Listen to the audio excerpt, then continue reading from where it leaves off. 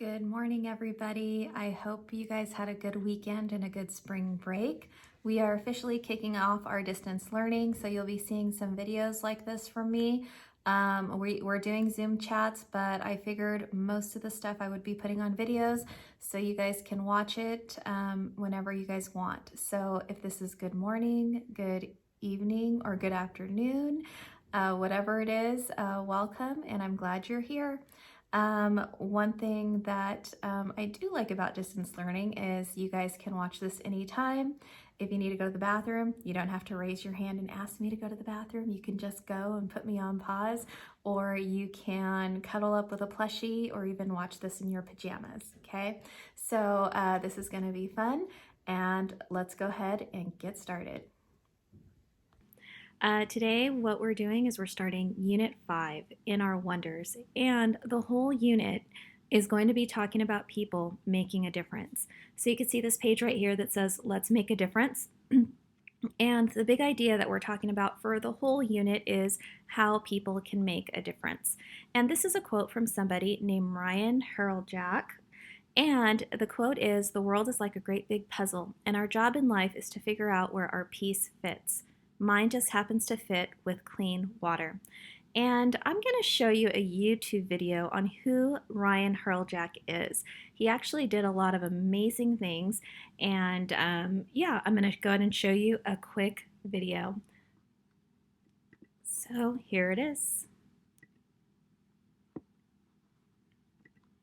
For many of us, it's easy as turning on the faucet, but in some countries, finding clean drinking water is nearly impossible. Felipe has the story of one kid who's helped whole villages drink safely. Ryan Hurljack took on a big task when he was just a little boy. Well, it all started in my grade 1 classroom. Ryan learned about less fortunate kids in other countries. Some didn't even have clean drinking water. And I guess that just hit me in a way that I could walk 10 steps out of my classroom to the drinking fountain when there are people on the other side of the world who had to walk 5 kilometers to get to a muddy puddle to drink water that could lead to their death. In fact, more than 1 billion people around the world don't have access to safe drinking water. Jimmy was one of them. Born in the African country Uganda, he remembers water from what was basically a large puddle. It was like drinking a hot chocolate. Well, not exactly. See, that's not how the water tasted. Jimmy's describing how it looked. Dirty or not, his family needed that water, and Jimmy walked about 20 miles to get it. He did this every morning before school. There's no other choices, so you need liquid to survive. So Through their classrooms, Jimmy and Ryan became pen pals, and soon friends. Their story is told in this new book, Ryan and Jimmy and the Well in Africa that brought them together. Still in the first grade, Ryan was told it would cost only $70 to build a well in Jimmy's village. He asked his parents for the money. They told him he could earn it doing chores. So we did extra chores for 4 months, so things like vacuuming, washing windows, out of the ordinary 6-year-old chores to get an allowance. And after 4 months, I raised that $70. But Ryan was in for a shock. It turned out that $70 was not enough. The cost was really $2,000. But then I realized I can't raise $2,000 by vacuuming my house, so I started getting the community involved. I started doing a little public speaking. There was a newspaper article. People started to help, and we raised that $2,000, and now we've gotten to the point where I've been doing this for 9 years, over half my long, hardy life, I guess. In fact, Ryan has been so successful, he and his family were able to start a charity. Called Ryan's Well Foundation, it has built over 200 wells in a dozen countries. But it was that first well that is the most memorable. When he was only 8 years old, Ryan traveled to Uganda to see it for himself. He was welcomed by hundreds of thankful villagers, including Jimmy. It's an eye-opener to see how grateful people are for the most basic necessity of life. Jimmy didn't only struggle for clean water, he was an orphan. But now Ryan's family is Jimmy's. They brought him to their home in Canada for a visit, and he never went back. They adopted him. Before we are living together, we are friends, but now we live as brothers. As his English improves, Jimmy plans to help out more with Ryan's Well Foundation. Their dedication shows kids can make a difference.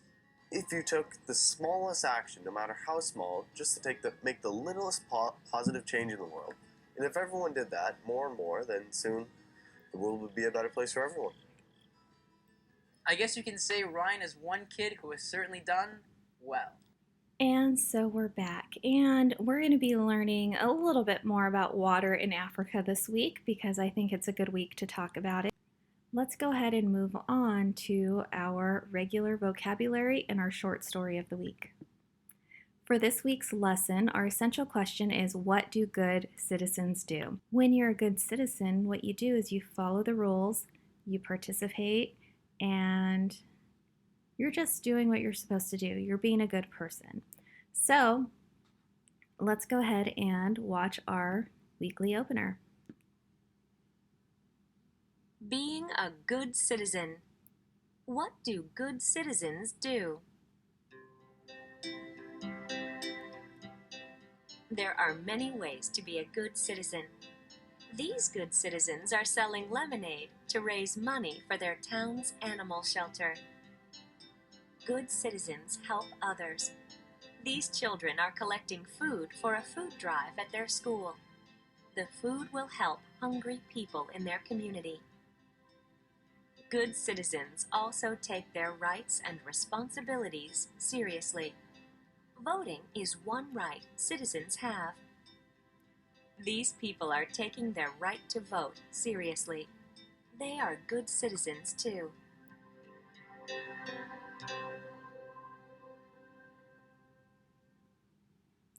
Okay, and now let's go ahead and move on to our vocabulary of the week.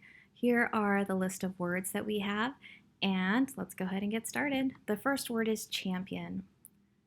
A champion. It says Maya won the game and became the new champion. What does the word champion mean to you? Right? I can imagine in class a lot of students would be like somebody who won, somebody who is in first place, right? So usually that's what it means to be a champion. You don't have to win a race to feel like a champion. You can just do something good and feel like a champion. So let's go ahead and watch this video. Champion. A champion is a person who has won a contest. Okay. Our next word is determined. The boy determined which books to check out from the library. If you determine something, that means that you decide.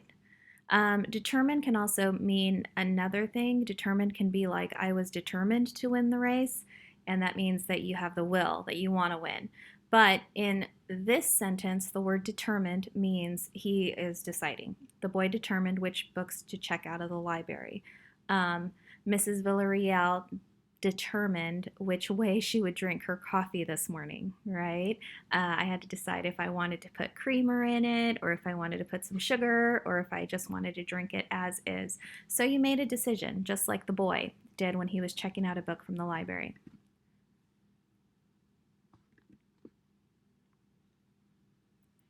The next word is issues. The firemen talked about issues of fire safety with the children.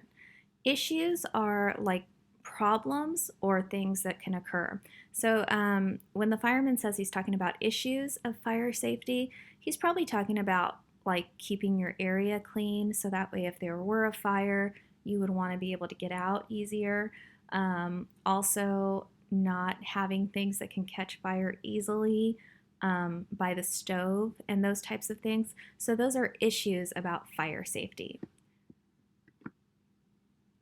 The next word is promises. Zach and John made promises to tell the truth and stay friends. So once this video comes up, we'll go ahead and see what Zach and John do.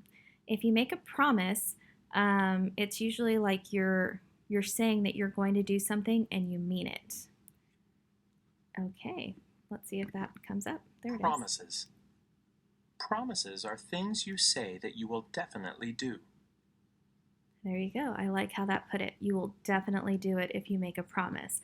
If you watched that new Trolls movie, you saw that Poppy, Princess Poppy, she made a pinky promise. And that was one of those things that she said she would definitely do. Responsibility. It is my responsibility to clean my room every week. This looks like my daughter's room right now. But it's her responsibility to keep her room clean every week, and we hope that she does. And I hope that you are too, and you're helping your parents out.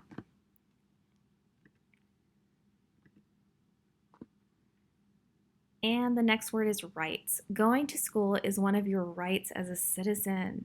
One of the great things about living in this country is that kids have rights. There's kids around the world that wish they can go to school just like you do. And because you live in this country, you have the right to go to school. It's one of the amazing things about our country.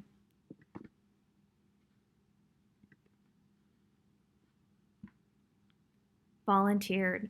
I volunteered to help plant flowers in the garden. That means that somebody didn't make you do it. You chose to do it. And let me go ahead and go back. Volunteered. I volunteered to help plant flowers in the garden. If you volunteer to do something, that means somebody's not making you do something. We talked about the clean room issue with my daughter. She never volunteers to clean her room. I always have to tell her to do it. But when you volunteer to do something, that means somebody doesn't have to ask you to do it, or it's not your job. You just choose to do it because you want to do good. So let's go ahead and watch the video. Volunteered.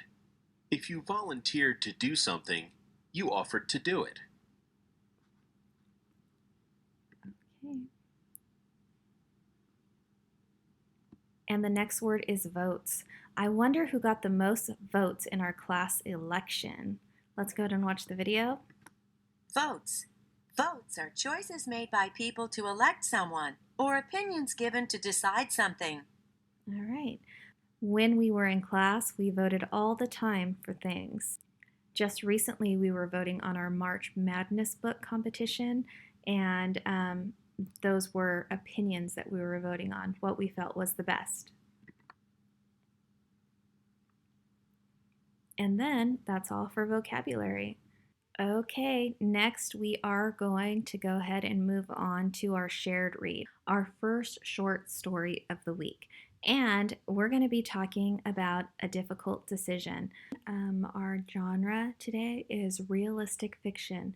And what that means is, of course, I always tell you to remember that fiction means fake. But if it's realistic fiction, that means that this is something that could really happen. But this situation didn't actually happen. But it could happen, and we see things like this happen all the time. If you look right here, you could see our essential question this week is, what do good citizens do? Read about a boy who chooses to be a good citizen. So you can see you have two boys here, and then you have something right here. Do you see that? Looks like one of those Nintendo Switches. So let's go ahead and listen to the story. My best friend Paul and I were excited to go to the park after school. The park had a new fort. The parks department let the kids choose what kind of equipment to build, and the fort got the most votes. After school, Mom and I met Paul and his dad at the park. Paul and I raced to the top of the tower. I win. I'm the champion, I shouted. Look, Paul, someone left the newest Game Master here. It's mine now. Paul raised his eyebrows and looked thoughtful. Wyatt, you cannot keep that Game Master, he said. You have a responsibility to return it. It is your duty. I asked, haven't you ever heard the saying, finders keepers, losers weepers? I have rights. I found it, so I am claiming it. So you have these boys who are in the playground just doing their regular thing, and then all of a sudden you have this Game Master, and it's like a Nintendo Switch just sitting there, and it's like the light shines down on it, and it's like, oh. So what would you do? Would you keep it? or would you try to figure out who it belonged to? It's tough because a lot of people want to take it, because if you don't have one and you really want one, well, this is your chance to get one. And it was free, it didn't cost anybody any money, and it's like you found it, so you should keep it, right? So let's see what happens.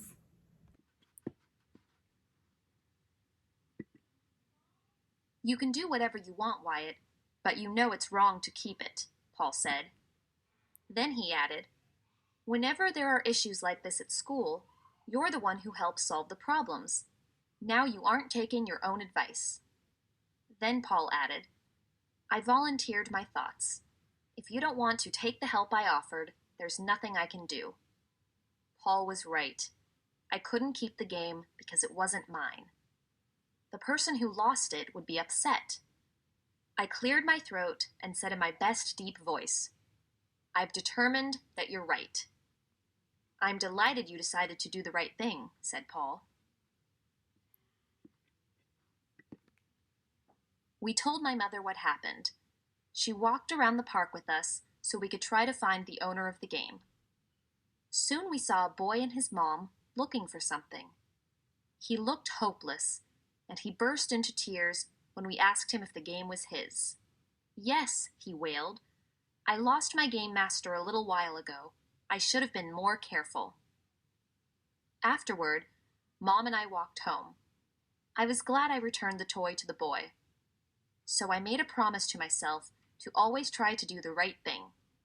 Now that is a vow I can keep.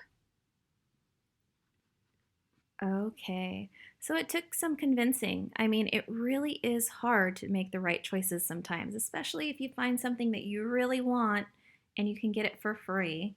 So what you should try to do is to try to make the right choices even when no one's watching. It's easy to make the right choices when people are watching you and you know you're going to get a sticker for doing the right thing. But when nobody's watching you and you can get away with doing something that's not right, and you do make the right choice, that's when you know that you are a champion on the inside.